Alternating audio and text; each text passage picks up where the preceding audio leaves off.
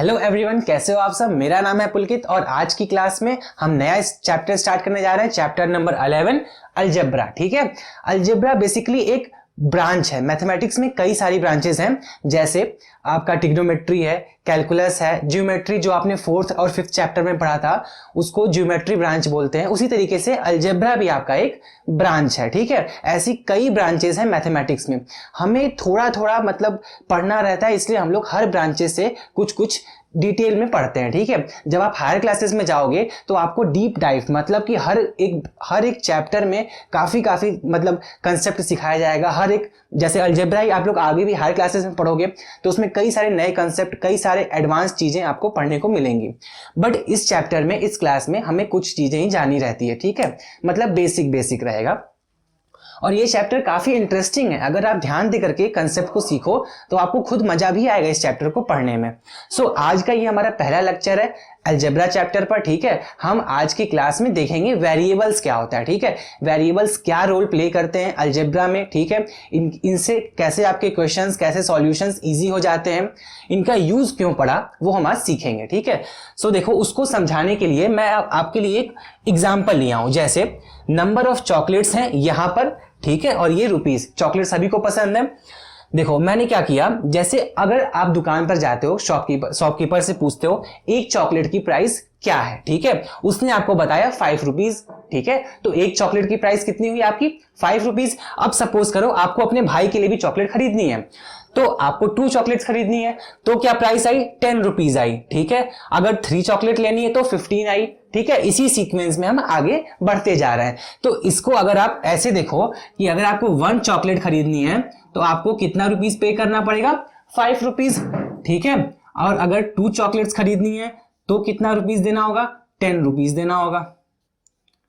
ठीक है, और जैसे जैसे आप अपने चॉकलेट्स की क्वांटिटी बढ़ाते जाओगे, मतलब जैसे अगर आपको 5 चॉकलेट्स खरीदनी है तो कितना रुपीस देना होगा? 25 रुपीस देना होगा। ठीक है, तो जितना चॉकलेट्स आप खरीदोगे उतना आपको मनी पे करना पड़ेगा। ठीक है, तो अगर आपको इसको ऑब्जर्व करो तो ये क्या लिखा हुआ है, जैसे इसको अगर मैं ब्रेक करूं तो इसको क्या लिख सकते हैं? 5 मल्टीप्लाई बाई 2।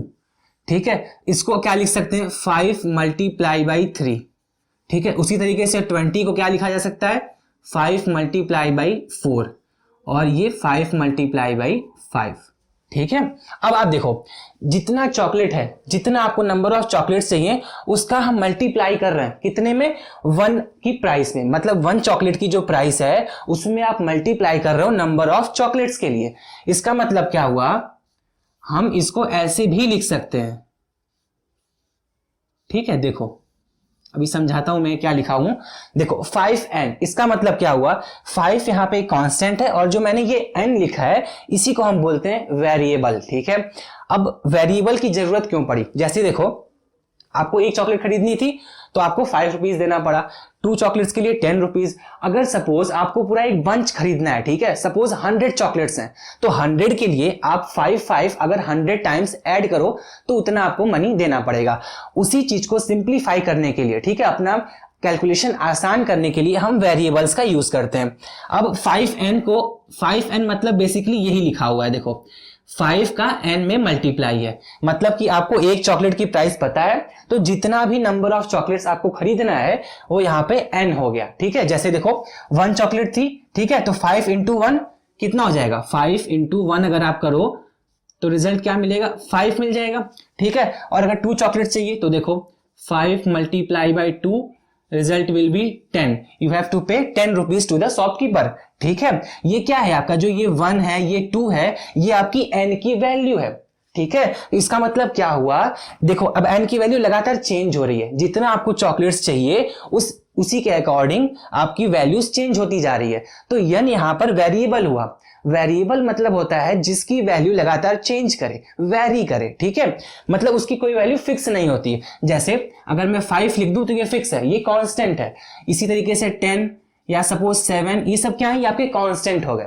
वेरिएबल में जिसकी वैल्यू फिक्स नहीं होती, जो लगातार चेंज करे, वेरी करता है, उसको बोलते हैं वेरिएबल्स। ठीक है, यहां मैंने क्या लिखा है? 5n लिखा है। अब जरूरी नहीं कि आप n ही लिखो। ठीक है, वेरिएबल को डिनोट करने का तरीका है ये।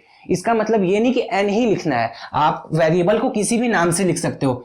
आप ए भी लिख सकते हो, बी भी लिख सकते हो, कोई भी अल्फाबेट यूज कर सकते हो आप वेरिएबल को डिनोट करने के लिए।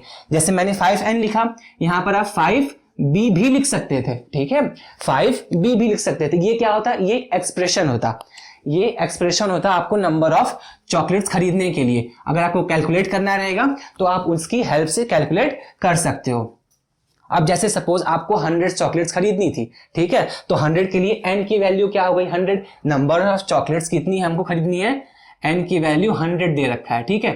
सपोज आपको आपकी बर्थडे पार्टी के लिए चॉकलेट्स चाहिए, तो n की वैल्यू 100 दे रखा है वहां पर। अब आपको एक चॉकलेट की प्राइस पता है कितनी, 5 रुपीज, ठीक है। 1 चॉकलेट की प्राइस कितनी है, 5 रुपीज। तो अगर आपको 100 चॉकलेट्स खरीदनी है उसके लिए कितना अमाउंट चाहिए, 5 को आपको मल्टीप्लाई करना होगा 100 के साथ, ठीक है। इतनी चॉकलेट, इतना रुपीज आपको पे करना पड़ेगा शॉपकीपर को, 500 रुपीज, ठीक है।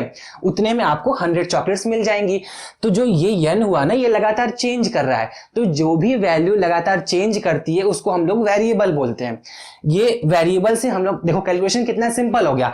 अब अगर वेरिएबल हम नहीं यूज करते, अगर आपको 100 चॉकलेट्स खरीदनी है तो 5 को 100 टाइम्स आपको ऐड करना पड़ता इस तरीके से, ठीक है। काफी जो कि लेंथी प्रोसेस बन जाता।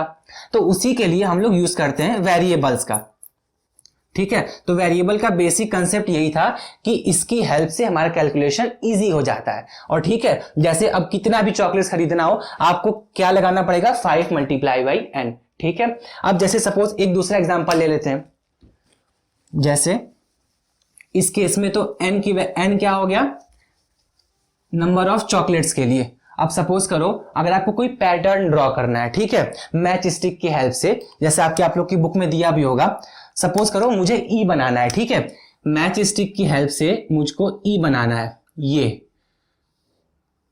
2 मैच स्टिक हो गई, ये 3 मैच स्टिक, और ये देखो टोटल कितनी हो गई, 5 मैच स्टिक यूज हुई।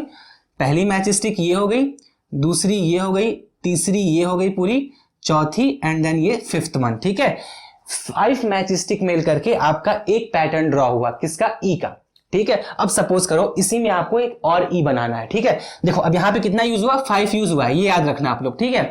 अब जैसे एक ई मैं और बनाता हूं इसी की हेल्प से, देखो ये आपका ये दूसरा ई बन गया, ठीक है। तो ये ऐसे करते करते ये पूरा एक पैटर्न बन जाएगा।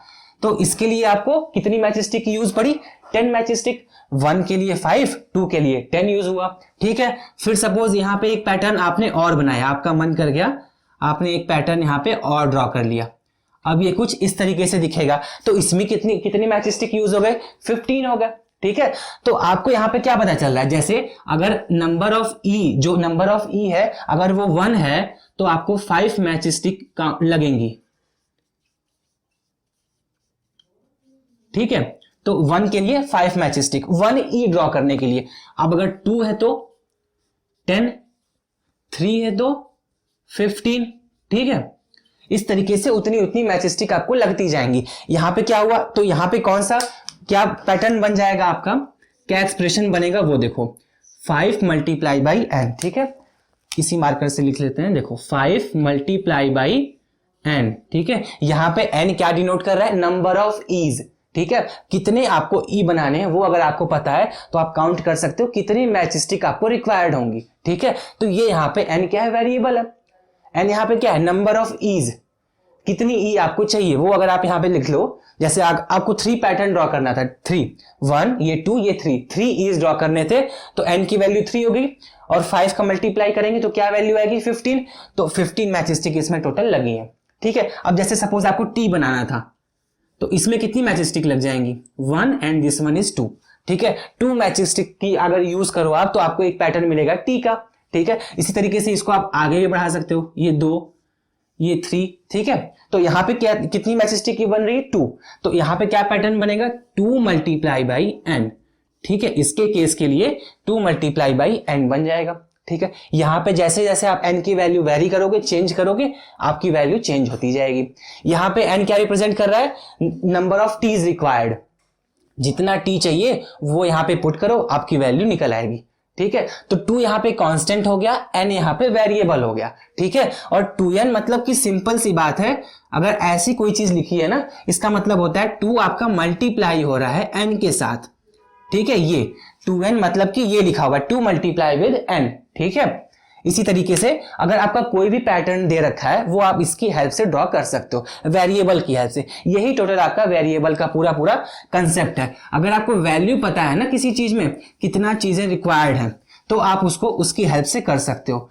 तो बेसिकली मैथस्टिक का कंसेप्ट इसीलिए यूज हुआ कि आपको ये समझ आ जाए कि मतलब वेरिएबल का यूज हम करते कैसे हैं, ठीक है। यहाँ पे कोई भी आप पैटर्न ले सकते हो, एक ए भी ले सकते हो, बी भी ड्रॉ कर सकते हो, बी में कितनी मैचस्टिक्स लगेंगी उसकी हेल्प से ही हम ड्रॉ करके देखते हैं, ठीक है। मैंने आपको चॉकलेट की एग्जांपल से बताया, ठीक है। अब जितने भी आपको अमाउंट कितना पे करना है ये कैसे पता चलेगा, जितनी आपको नंबर ऑफ चॉकलेट्स की नीड है, ठीक है। ज्यादा चॉकलेट चाहिए तो आपको बस ये ध्यान रखना है कि यहाँ पे कौन सा पैटर्न बन रहा है। एक्सप्रेशन यहाँ पे क्या बनेगा, 5n का बनेगा, ठीक है। इस केस में ऐसा जरूरी नहीं कि हर केस में यही लगे, ठीक है। हो सकता है किसी केस में दूसरा भी एग्जाम्पल लिया जा सकता है, कोई दूसरा एक्सप्रेशन बन सकता है, ठीक है। ये आप वैल्यू चेंज कर सकते हो, ये फिक्स नहीं है, हार्ड एंड फास्ट कोई रूल नहीं है। यहाँ पर ए लगातार ये जो n लिखा है ना मैंने, इसके जगह पे आप कुछ भी लिख सकते हो।